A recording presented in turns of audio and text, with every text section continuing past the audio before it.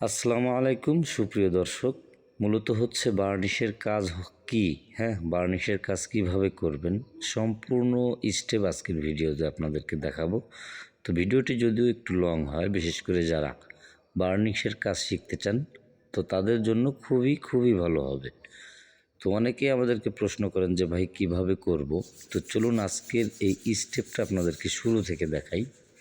তো ফার্স্টে আপনি স্ক্রিনের দিকে ভালোভাবে লক্ষ্য করে দেখুন, আমরা যে ডিজাইনের ভিতরে মানে সিরিজ পেপারের মাধ্যমে ফিনিশিং করে নিচ্ছি, এটাই হচ্ছে আপনার বার্নিশের প্রথম স্টেপ। প্রথম ধাপ হচ্ছে আপনাকে কি করতে হবে, ভালোভাবে ফিনিশিং করে নিতে হবে। এই যে দেখুন, আমরা প্রতিটা ডিজাইনের ভিতরে সিরিজ পেপারের মাধ্যমে সুন্দর করে ডলে নিচ্ছি এবং এই ডলাটা আপনাকে ভালোভাবে ফিনিশিং দিতে হবে। এটা হচ্ছে বার্নিশের প্রথম স্টেপ। তো অনেকেই আমাদেরকে জানতে চান আমাদের কাছ থেকে, এবং অনেকেই আমাদেরকে ভুলভাল কমেন্ট করেন যে ভাই আপনাদের উস্তাদকে, আপনাদের কাজ কে শিখিয়েছে। তো দেখুন ভাই, যারা আর কি আমাদেরকে এই কোশ্চেনগুলো করেন তাদেরকে বলি যে ভাই বার্নিশের কাজ বিভিন্নভাবে করা যায়। তো আমরা যেভাবে করি এগুলোই আপনাদেরকে দেখাই, যাতে করে আপনাদের কিছুটা উপকার হয়। তো যাই হোক, আমাদের যখন ফিনিশিংয়ের কাজ শেষ হবে, দ্বিতীয় স্টেপ যেটা করতে হবে, ধুলো ময়লা। এটা কিন্তু প্রত্যেকটি ডিজাইন ঘষার পরে ধুলো ময়লা, কাঠের যে ময়লা এগুলো থাকে, এটাকে সুন্দরভাবে পরিষ্কার করে নিতে হবে। তো আমরা যেভাবে পরিষ্কার করে নিচ্ছি আপনারা ভালোভাবে দেখুন, মানে এমনভাবে পরিষ্কার করতে হবে যাতে করে কোনো কোনাকানিতে কাঠের গুঁড়ো ময়লা না থাকে। তারপরে তৃতীয় স্টেপ, এই যে দেখুন, এটা হচ্ছে গালা। মূলত হচ্ছে এই গালাটা দিয়েই কিন্তু আমরা মানে বার্নিশের কাজ শুরু করব। কিভাবে মালটা বানাবো সেটাও দেখাবো। তো এই গালাগুলো আমরা একটা বয়েমের ভিতরে, যেই বয়েমে আমাদের আগেও গালা ছিল, তো তার ভিতরে আমরা পরিমাণ অনুযায়ী দিয়ে নিচ্ছি, যাতে করে ওই গালাটি স্পিরিটের ভিতরে দিলে ওটা গলে যাবে। ঠিক আছে, এই যে দেখুন, আমরা কিন্তু বয়েমের ভিতরে অলরেডি পরিমাণ অনুযায়ী গালা দিয়ে নিয়েছি। এখন আমরা কিছুটা স্পিরিট মিলিয়ে নিচ্ছি। তো বন্ধুরা, এটা কিন্তু আপনার প্রথম কাজ, মানে ডলা ঘষা ফিনিশিংয়ের পরে আপনাকে কিন্তু গালা ভিজিয়ে রেখে দিতে হবে। যতক্ষণ পর্যন্ত না গলবে ততক্ষণ পর্যন্ত রেখে দেবে। যেহেতু আমাদের এটার ভিতরে আগে থেকে গালা ছিল, এই জন্য আমরা কিছুটা দিয়ে এটা ঝেঁকে নিচ্ছি। তো আমাদের আগে গালা ছিল, তো যাই হোক, ঝাঁকা হয়ে গেলে আমরা এখন এই যে দেখুন, এটা যতটুকু পরিমাণ প্রয়োজন আমরা ঢেলে নিচ্ছি। তো বন্ধুরা, এই গালাটি আপনি প্রথম যেভাবে তৈরি করবেন, গালা এবং স্পিরিট কিছুটা মিলিয়ে মিডিয়াম করে নিতে হবে। তো এই যে প্রথম আমরা যেটা দিলাম, এটা হচ্ছে ফ্রেশ পাউডার। যেহেতু আমরা শুরু থেকে করব, এই জন্য আমাদের প্রথম এই ফ্রেশ পাউডারটি আমরা দিয়ে মার্কিন কাপড় দিয়ে এটাকে ভালোভাবে নাড়িয়ে নিলাম। এর পরবর্তীতে আমরা কিছুটা সিঁদুর মিলিয়ে নিচ্ছি। তো এখানে অতিরিক্ত সিঁদুর দেওয়া যাবে না, না হলে লাল হয়ে যাবে। তার পরবর্তীতে কিছুটা হলুদ মাটি রং নিলাম এবং আরও একটা রং আমরা মেলাবো, সেটা হচ্ছে চায়না পিউরি। তো বন্ধুরা, ওই যে দেখুন, তো এখানে মোটামুটি 4টা পদের রং রয়েছে। এটা দেওয়া হলে ভালোভাবে নাড়িয়ে নিতে হবে এবং যাতে করে বার্নিশের ভিতরে মিক্সড হয়, এই বিষয়টা খেয়াল রেখে আপনাকে ভালোভাবে নাড়িয়ে নিতে হবে। তো যখন মোটামুটি আমাদের এটা নাড়ানো হয়ে যাবে, আমরা সরাসরি যে ফার্নিচারটা ফিনিশিং করেছিলাম, ওয়ারড্রোব যেটাকে বলে, সেটাকে আমরা প্রথম কোট অ্যাপ্লাই করব শুকনো করে। তো বন্ধুরা, আমাদের যেভাবে আমরা কাজ করি সেটা কিন্তু আপনাদের মাঝে তুলে ধরতেছি। তো আপনি চাইলে আপনার মন মতো করে করতে পারেন। তো আমরা প্রথম যে কোটটা অ্যাপ্লাই করব সেটা হচ্ছে মার্কিন কাপড়ের মাধ্যমে শুকনো করে ব্যবহার করব এবং প্রতিটা ডিজাইনের ভিতরেও আমরা শুকনো করে টান দিচ্ছি। এভাবে টান দিলে কি হয়, তো অনেকেই আমাদের কাছে প্রশ্ন করেন।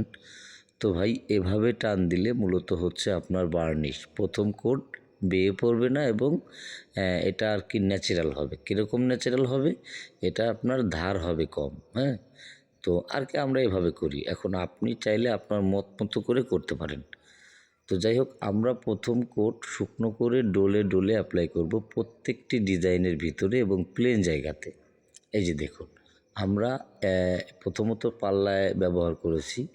তার পরবর্তীতে যে 4টা ডয়ার রয়েছে, ওয়ারড্রোবে মূলত হচ্ছে আপনার ডয়ার, এই ডয়ারেও আমরা সেম শুকনো করে, মানে আপনি ভালোভাবে যদি দেখেন আমরা শুকনো করে কিন্তু মানে ডলে ডলে এটাকে ব্যবহার করে যাচ্ছি।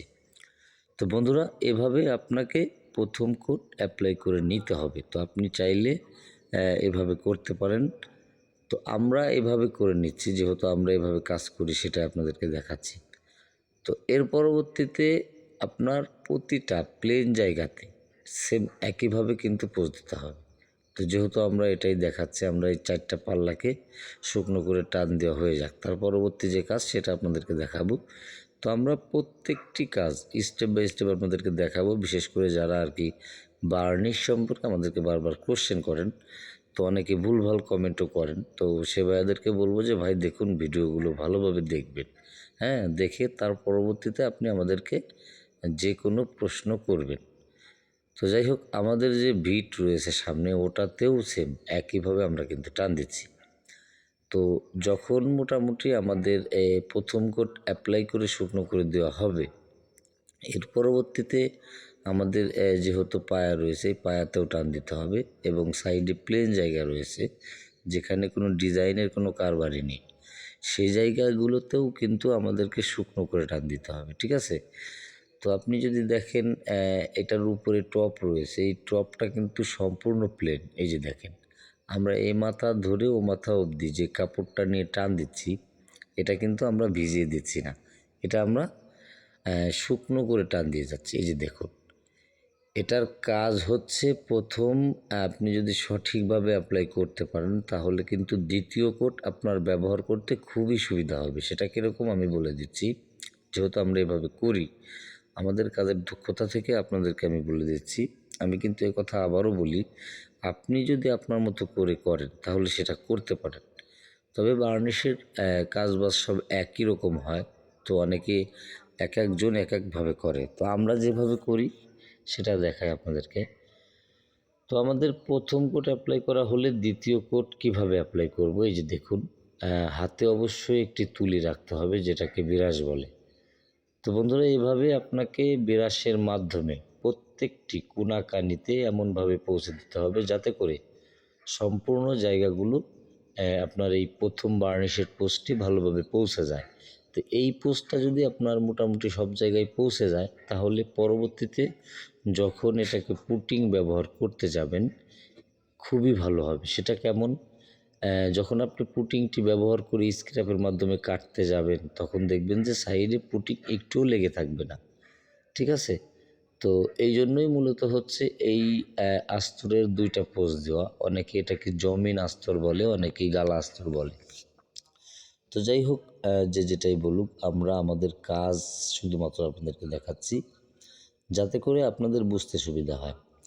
তো বন্ধুরা, এভাবেই আপনাকে প্রথম পাল্লা এবং তার পরবর্তীতে ড্রয়ারগুলো রয়েছে, 4টা ড্রয়ার এখানে রয়েছে। এই 4টা ড্রয়ারেই কিন্তু সেম একইভাবে পোজ দিচ্ছি আমরা।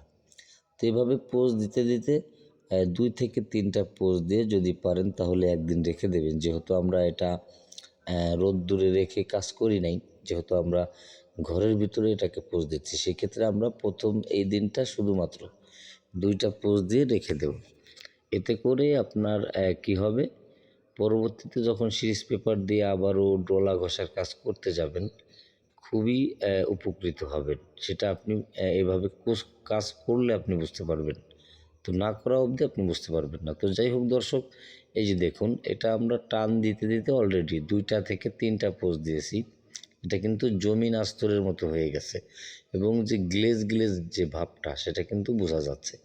তো এভাবে আপনি 2 থেকে 3টা পোজ দিয়ে 2 দিন রেখে দেবেন কিংবা 1 দিন রেখে দেবেন। এতে করে কি হবে, পরবর্তীতে যখন আপনি সিরিজ পেপারের মাধ্যমে ফিনিশিং করে এটাকে পোজ দেবেন দেখবেন যে ন্যাচারাল হয়ে যাবে অটোমেটিক, ঠিক আছে?